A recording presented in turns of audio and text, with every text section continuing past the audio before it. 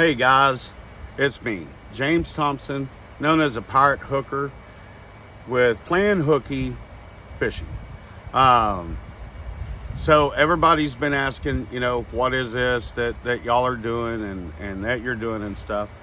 So I see a lot of people with fishing channels and everything else, and they are awesome. Uh, I've been wanting to do this for a while, and we're kicking everything off slowly through YouTube, which is the go-to, TikTok, Instagram, Facebook twice, uh, stuff like that. So I'm James. I have different people working with me, mostly family. Uh, so I'm going to tell you what Playin Hookie fishing is about, and then I'm going to give y'all some background on me. Uh, I'm coming to you raw. Been a long week. Texas heat is just kicking our tails, and it's kicking the crap out of fishing. So let's start off with Playin Hookie fishing. What is it? It is a fishing group, team, company, whatever you want to call it. We're independent. My main goal is to just cater to everybody in the fishing world, whether it's DIYs, mods on kayaks, boats, you name it. Because everybody comes up with ideas. A lot of times with fishing and stuff, it's what you put into it, the gear you use, what you're targeting, then the bait you use and everything else. Then, have some of the stuff you see, you're like, man, I could make that myself. Or you don't have time to make it. So we're going to show you how, the best of our ability, no matter how extensive some of the projects get and how quick some of them are. I'm old school, so the new technology of AI and video editing and stuff is new to me. Other than taking quick pictures with a cell phone or a GoPro. So that's what we're doing. We're trying to get everything ready where you can contact us and actually go, just show up without any gear, and we outfit you with the sit-in kayak, fishing kayak, canoe, sailboat. I've got one of those.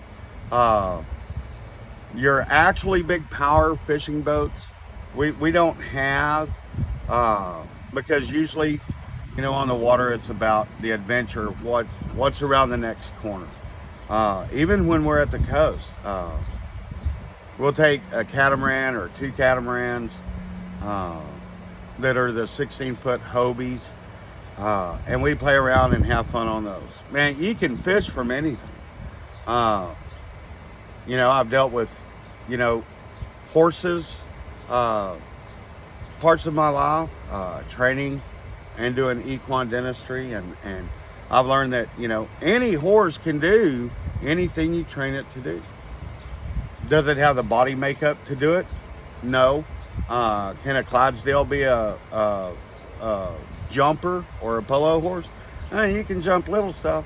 They can do it, but they're not designed or built to do it, just like your cutting horses and your reiners. A lot of people says, well, it's bloodlines. Well, a lot of it is the conformation, how the horse is built, and then, how good the trainer is, how patient that horse is, how eager is it to learn, or is it, just so strong, bullheaded that it's not natural. Just like humans. There's natural gymnasts, natural basketball, baseball, whatever. But you're going to get out of that sport exactly what you're going to put into it. Your training and how bad you want it. And that's our basic wall that comes between us every day in our lifestyle. How bad do you want it? How hard are you able to work for it and get what you want? Now, fishing, several things come into fishing. Nature, weather, barometric pressure, how hot it is, daylight, early morning, da da da da da. So, with that, we're wanting to be able to outfit people with, different types of fishing poles and rigs, targeting, quick and easy as catfish. It's basic, throw your basic line and hook and bobber in the water and let's see what hits it. What type of bait are you using? Are you using homemade chicken bait soaked in stuff, or this stuff, or that wives tail, or this wives tail? Are you using shad? Are you using minnows, worms, liver, hearts, whatever? I've heard of people catching catfish all bacon. So it's I don't know. I guess the area you're in. I'm an avid deer hunter, and when I deer hunt, I try to keep everything as natural, even in the food that they eat, natural vegetation. Are they going to stop and feast like on a lot of game ranches and everything else? Probably not. But if you know their feeding areas and where they're feeding, you can sit without baiting your hole, without all of the stuff, and walk home with a nice, decent deer. Bird hunting is the same way. You're going to have your birds that fly over in the sky and you're going to shoot at. They're high, they're fast, they're following the wind. But if you sit on a water source, birds got to drink. Where their feeding area is. So they're going to fly from their feeding area, especially in September and October. They're going to fly from their feeding area and they're going to hit the water, especially if it's hot. So you can either sit at the maize fields or the sunflower fields, or you can sit at a pond. Duck hunting the same way. Fishing is a lot of the same way. If you're fly fishing, you have to read the water. If it's rapid water, rapid moving water or whatever, those trout or bass or your target fish is going to be in the calm areas, conserving that energy behind a rock, in a slough, waiting for the shad or insect to hit the water and slam. They're going to hit it.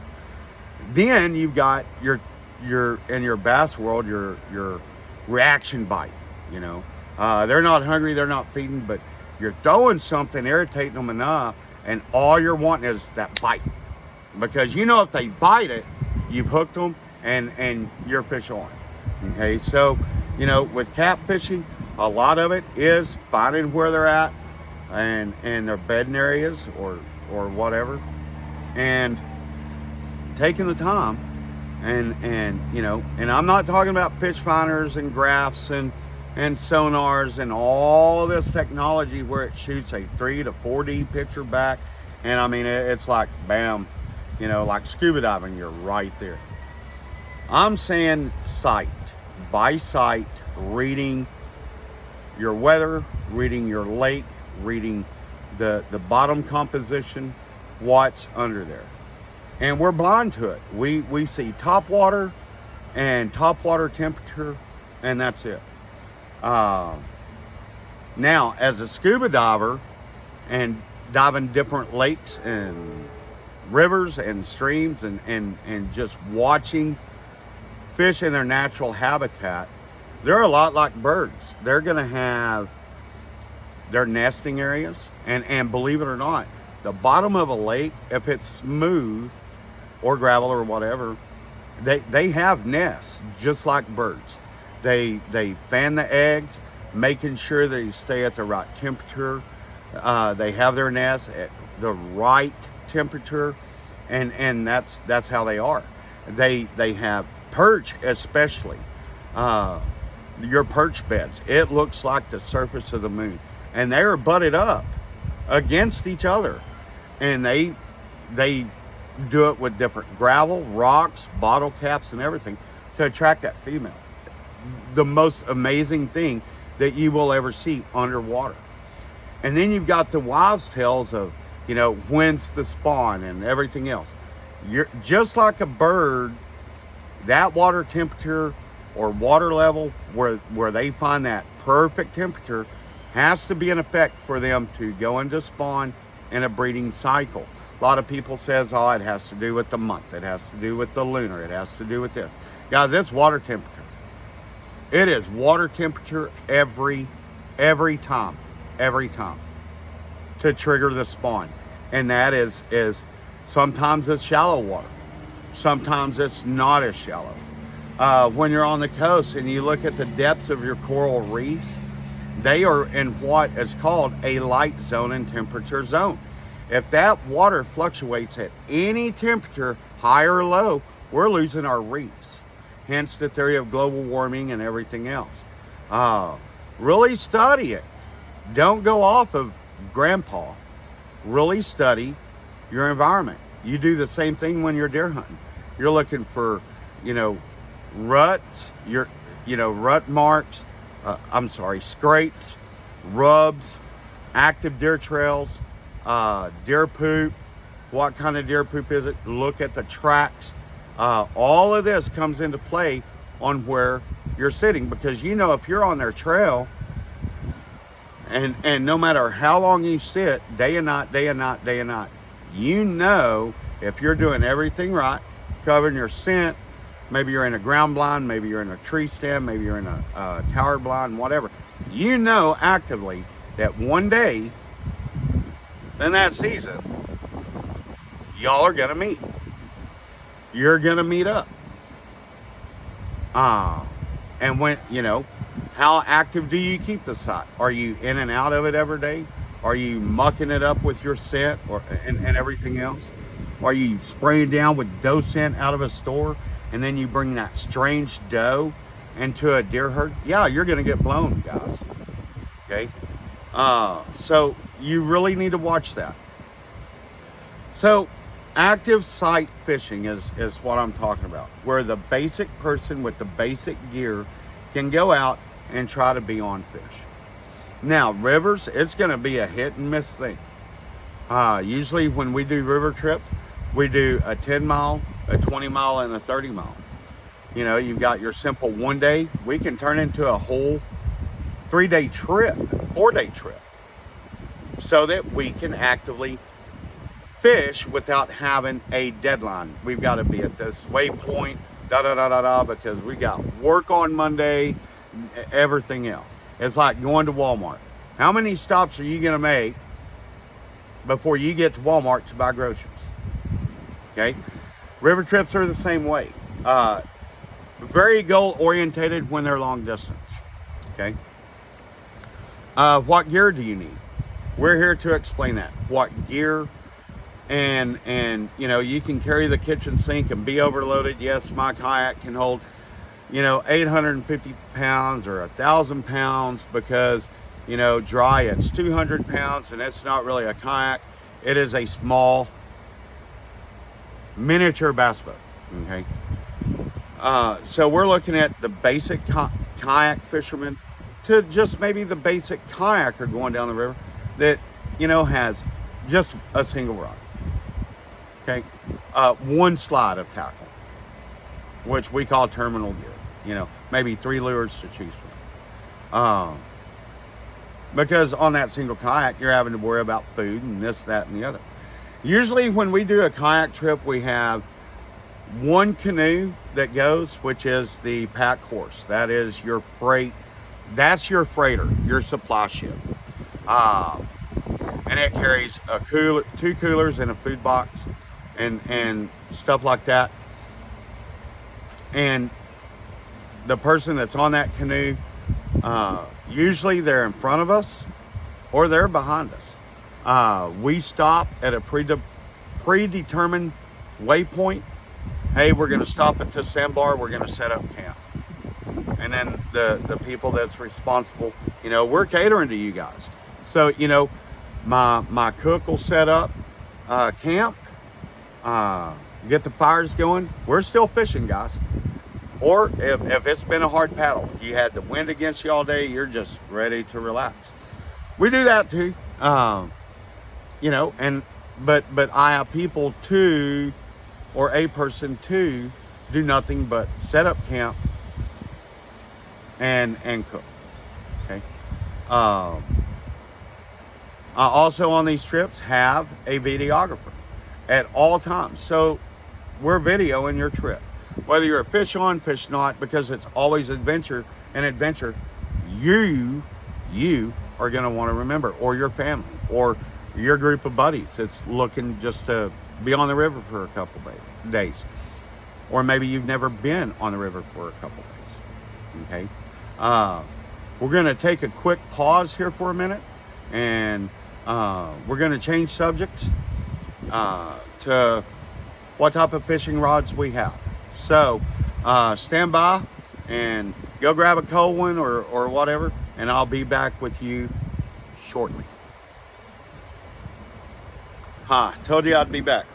So that's our goal with the fishing trips. Also, we're looking at doing trips down to the coast, doing surf fishing and bay fishing.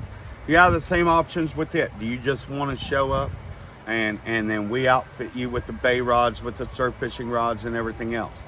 We're getting the tip of the technology, or what I say, budget friendly, but you know, for surf fishing, 10 and 12 foot rods, and then bay fishing, you know, 7/6s, medium heavies, stuff like that, kayaks. To do the bay fishing on, whether you have one or not. Usually when we do our coastal trips, it's in the Galveston area. We love Bolivar Peninsula. The people there are great. It's like my hometown of Weatherford. It's something short, sweet, and easy, and everybody there is willing to help and lock you on to, you know, hey, or is your bait fishing good? Where's it at? A lot of info at a lot of the bait shops down there. Myself, to throw it out there, I use Harold's Bait and Tackle. They're on the peninsula. He carries everything you need. And there is other bait and tackle shops near there, but I'm telling you, Harold's has it all. He's the best on the peninsula. They also have a coffee shop and restaurant, little thing integrated with their bait shop, and it's just an awesome place. There are fishing stories and a good camaraderie. He also is an Army veteran. He caters to veterans and everything else. So when y'all go down there with us or without us, Harold's is the first place I take y'all that next morning, and we get our coffee and our breakfast and what gear we need, terminal tackle pretty much. Let y'all look around and eat breakfast with them. It's awesome. They open around 6, 7 o'clock in the morning. Their time changes because of the winter time, but I guarantee you, Harold's, you can guarantee that will be open. And they do veterans discounts. Stinking wasp. So yeah, we're looking at doing that. Usually when we go to the coast, it's for a week. And we also offer weekend trips where all you do is show up with your clothing bag, load up in a vehicle and go. If you drive yourself, you just meet up with us there with your clothing bag or your camping gear. Even if you don't have camping gear, you can let us know and we're there. So since we've done covering the trips and Playin Hookie on that side, I'm going to take a pause and get some accurate information for y'all, and I will be right back. So keep your lines tight, guys.